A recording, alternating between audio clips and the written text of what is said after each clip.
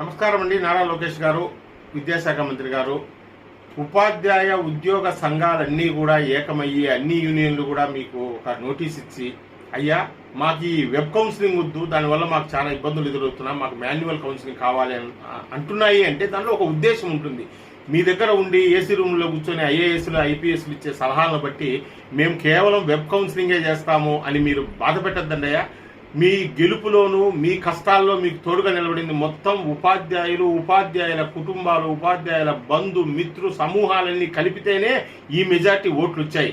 గతంలో టీడీపీ కార్యకర్తలు కానీ మహానాడు మహాసభలు జరిగినప్పుడు కానీ ఎక్కడా కూడా ఇటువంటి మెజార్టీ రాలేదు కదా, డిపాజిట్ కూడా మీకు రాలా. ఎంతో ఆవేదనతో సామాన్యుడు కోరే కోరికలు, ఒక మేధావి వర్గం కోరే ఒక కోరికలో ఉన్నటువంటి అర్థం ఏంటి మీకు తెలియకుండా మీరు నిర్లక్ష్యంగాను లేదా నిర్మోహమాటంగాను కరాఖండిగాను మీరు నిలబడడం అనేది మంచి పద్ధతి కాదు సార్.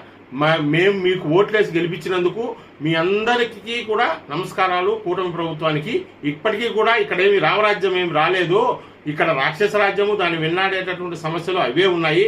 మాకేదో ఆ ఉపాధ్యాయులు పడే బాధలకు, వాళ్ళకు ఉండేటటువంటి ఫెసిలిటీస్కో లేదంటే వాళ్ళు సెలెక్ట్ చేసుకునే విధానాలకు, సీనియారిటీకో దయచేసి మీరు ఈ వెబ్ కౌన్సిలింగ్ విధానాన్ని విరమించుకొని ఉపాధ్యాయులకు వాళ్ళు కోరుకునే విధంగా ఇవ్వండియా. ఇవేం కాంట్రాక్టులు కాదు, ప్రభుత్వ ఖజానాలకు గండిపడే అంశాలు కాదు.